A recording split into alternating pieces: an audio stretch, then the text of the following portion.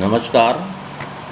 Second year BEd और third year integrated BA BEd BSc BEd के छात्र छात्राओं के लिए हम ज्ञान और पाठ्यक्रम नामक विषय का अध्ययन कर रहे हैं। इसमें हमने तृतीय इकाई में पिछले पाठों में पाठ्यक्रम के प्रकार नामक बिंदु को विस्तृत रूप से अध्ययन करना प्रारंभ किया था, जिसमें हमने 7 प्रकारों की जानकारी पूर्ण रूप से की है। आज हम 2 अन्य प्रकार लेकर के उपस्थित हैं, उसका हम अध्ययन करेंगे। प्रिय विद्यार्थियों, पाठ्यक्रम में विभिन्न प्रकारों की जानकारी के अंतर्गत आज हम पहला प्रकार कौशल या शिल्पकला केंद्रित पाठ्यक्रम का अध्ययन करेंगे, जिसको हम क्राफ्ट सेंटर्ड कैरिकुलम के नाम से भी जानते हैं। क्राफ्ट सेंटर्ड कैरिकुलम शिल्पकला केंद्रित वह पाठ्यक्रम है जिसमें विभिन्न प्रकार की शिल्पकलाओं को पाठ्यक्रम का केंद्र बना करके शिक्षा प्रदान की जाती है। उसमें केंद्र बिंदु है वह शिल्पकला रहता है।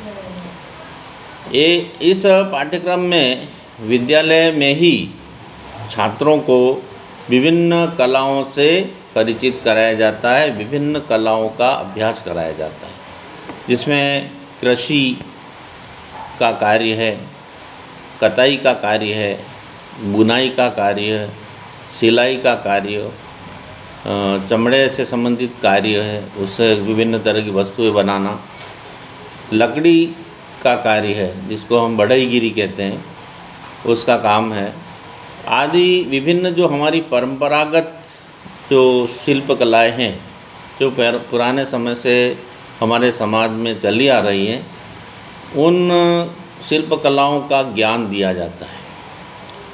गांधी जी की एक संकल्पना थी आधारभूत शिक्षा, जिसको बेसिक एजुकेशन के नाम से जाना जाता है। उन्होंने जो शिक्षा का स्वरूप बताया था उसमें तो बेसिक एजुकेशन का पाठ्यक्रम शिल्पकला केंद्रित ही होता था। तो उन्होंने जो संकल्पना दी थी गांधी जी ने, उसमें यही बात मूल रूप से उन्होंने बताई थी। इसमें शिल्पकला को जो है अनिवार्य शिक्षा के रूप में लिया जाता है, उसका पाठ्यक्रम अनिवार्य शिक्षा के रूप में होता है। साथ ही विद्यार्थी को अन्य विषयों का भी अध्ययन करना पड़ता है, जैसे मातृभाषा का शिक्षण है, गणित का ज्ञान है, चित्रकला, संगीत और जितने भी सोशल स्टडीज़ के विषय होते हैं, सामाजिक विषय और शारीरिक विज्ञान, सामान्य विज्ञान आदि विषयों का भी उस शिल्पकलाओं के अनिवार्य विषय के साथ साथ अध्ययन करना पड़ता है।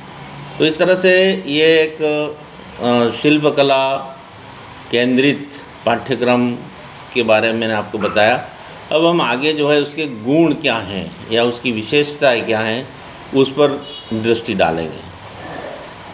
पहला गुण या पहली विशेषता हम कह सकते हैं, इस प्रकार का जो पाठ्यक्रम है शिल्पकला केंद्रित पाठ्यक्रम, उसमें बालक को किसी व्यवसाय से जोड़ने में सहायता प्राप्त होती है या व्यवसाय से जुड़ने में सहायक सिद्ध होता है। बालक अपनी पढ़ाई पूरी करने के पश्चात वह किसी न किसी व्यवसाय से जुड़ सकता है और अर्थोपार्जन कर सकता है, अपनी आजीविका कमा सकता है। दूसरा गुण है इसमें, बालकों की समाज और सामाजिक कार्यों के प्रति रुचि विकसित होती है। समाज में और समाज में रह कर के सामाजिक कार्य करने के प्रति उसमें लगाव उत्पन्न होता है, उसमें रुचि उत्पन्न होती है।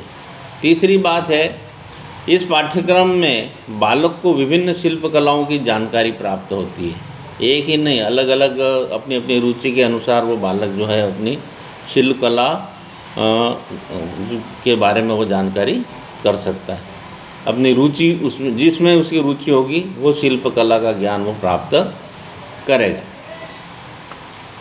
अगली विशेषता है इसकी, इसमें भारतीय संस्कृति के विकास में यह पाठ्यक्रम अत्यंत सहायक सिद्ध होता है। हमारी भारतीय संस्कृति इसी आधार पर जो है निर्मित है, या उसके आधार जो हैं इस तरह की कलाएँ ही हैं, तो वह भारतीय संस्कृति के विकास में वो सहायक होता है ये पाठ्यक्रम।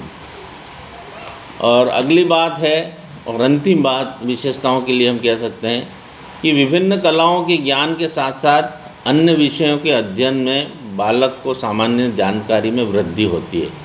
दूसरे विषय जैसा कि अभी मैंने बताया, शिल्पकलाओं का ज्ञान तो अनिवार्य शिक्षा के रूप में वो लेता ही है, उसके साथ साथ दूसरे जो अन्य विषय मैंने अभी गिनाए थे उपरोक्त, उसमें भी वह सामान्य जानकारी को प्राप्त कर सकता है। तो इस तरह से मैंने ये आपको इसके गुणों के बारे में बताया। अब हम इसमें इस विधि में या इस तरह के पाठ्यक्रम में कुछ कमियां रह गई हैं, उसके बारे में भी थोड़ी नज़र डाल लें। इसमें दोष या कमियों के बारे में हम कह सकते हैं कि बालक को किसी एक शिल्पकला की विशेष जानकारी होती है।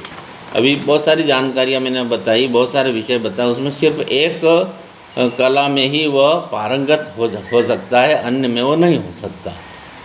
नेक्स्ट है, ऐसे पाठ्यक्रम में शिल्प के अलावा अन्य विषयों को कम महत्व दिया जाता है।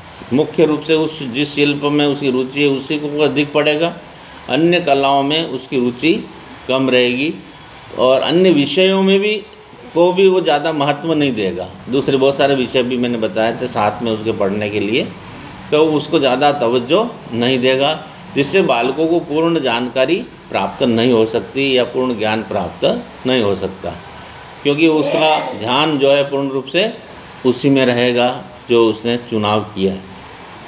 अगली बात है, किसी एक शिल्पकला की पूर्ण जानकारी करने के बाद बालक को अन्य क्षेत्रों में जाने का अवसर नहीं मिलता। जैसे अभी बहुत सारी शिल्पकलाएं मैंने बताई, उसमें किसी एक में वो पारंगत हो गया, लेकिन वो जानना चाहे दूसरे शिल्पकलाओं के बारे में, तो वह उसमें उसको अवसर प्राप्त नहीं होगा, उसको आगे विकसित तो नहीं हो पाएगा दूसरे क्षेत्रों में। अगला हानि है इसमें, पाठ्यक्रम का केंद्र बिंदु शिल्पकला होने से बालक का सर्वांगीण विकास संभव नहीं होता। सर्वांगीण विकास की जो हम कल्पना करते हैं पाठ्यक्रम के माध्यम से, तो वह कल्पना इसमें सिद्ध नहीं हो सकती या पूर्ण नहीं हो सकती या साकार नहीं हो सकती, क्योंकि उसका संपूर्ण ध्यान जो है उस मुख्य रूप से जिसका उसने चुनाव किया है उस पर रहेगा, बाकी विषयों का वो जो है उसमें तवज्जो नहीं देगा, अतः उसका सर्वांगीण विकास संभव नहीं होगा। तो इस तरह से हमने शिल्प केंद्रित जो पाठ्यक्रम है उसका विस्तृत रूप से जानकारी प्राप्त की, दोष और हानियों सहित। अब हम आज एक दूसरा जो है पाठ्यक्रम उस पर थोड़ी सी संक्षिप्त चर्चा कर लें। दूसरा पाठ्यक्रम है पूर्णतया मुक्त पाठ्यक्रम। पूर्णतया मुक्त पाठ्यक्रम नाम से उसको जाना जाता है। जैसा कि नाम से ही स्पष्ट है कि पूर्णतया मुक्त पाठ्यक्रम, इसमें यह जो है एक संरचना विहीन पाठ्यक्रम है। इसकी कोई प्लानिंग नहीं है या उसकी कोई योजना नहीं है, उसका कोई संरचना नहीं है, तो संरचना विहीन पाठ्यक्रम है ये। यह क्रिया केंद्रित पाठ्यक्रम का ही एक रूप है। जैसे पहले हमने एक पाठ्यक्रम का रूप पढ़ा था क्रिया केंद्रित, उसी का एक लघु रूप ये माना जाता है। और यह अत्यंत लचीला पाठ्यक्रम है, उसमें बहुत ही फ्लेक्सिबिलिटी है, चाहे उधर हम उसको मोड़ सकते हैं या चाहे उधर उसका ज्ञान प्राप्त कर सकते हैं। ऐसे पाठ्यक्रम का कोई संगठनात्मक रचना नहीं होती, जैसा कि प्लानिंग मैंने बताया था, व्यवस्थित रूप से उसकी कोई रचना नहीं है। ऐसे पाठ्यक्रम से बालकों की प्रतिभाओं का विकास होने में समुचित अवसर प्राप्त होते हैं। ऐसे पाठ्यक्रम से बालकों की प्रतिभाओं को विकसित होने के समुचित अवसर प्राप्त होते हैं। बालकों में जो जिसमें रुचि होगी वो काम वो करेगा, वो क्रियाएं वो करेगा, और उससे उसका जो है प्रतिभा उसी क्षेत्र में डेवलप होगी जिसमें उसकी रुचि है या जो क्रिया में रुचि लेता है। कोई भी पूर्व निर्धारित स्वरूप न होने के कारण कई मौलिक बातें सीख सकते हैं। किसी भी प्रकार का इसमें जो है पूर्व निर्धारित स्वरूप इसका नहीं है। तो इसके कारण कई मौलिक बातें सीख सकते हैं, छोटी छोटी मौलिक बातें जो होती हैं उस पाठ्यक्रम से संबंधित, उस क्रिया से संबंधित, वो सीख लेता है, क्योंकि उसका कोई निश्चित स्वरूप नहीं है।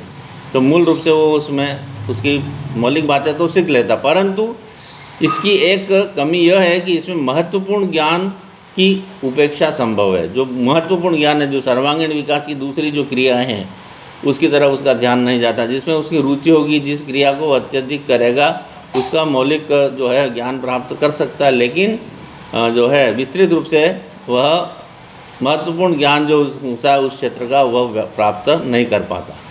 साथ ही शिक्षण का स्वरूप निश्चित न होने से शिक्षक और शिक्षार्थी दोनों में ही असुविधा रहती है कि क्या पढ़ाएं क्या न पढ़ाएं, क्योंकि लिखित में इसका कोई पाठ्यक्रम निर्धारण पहले से होता नहीं है, अस्त व्यस्त रहता है, जिसको हम ये कह सकते हैं।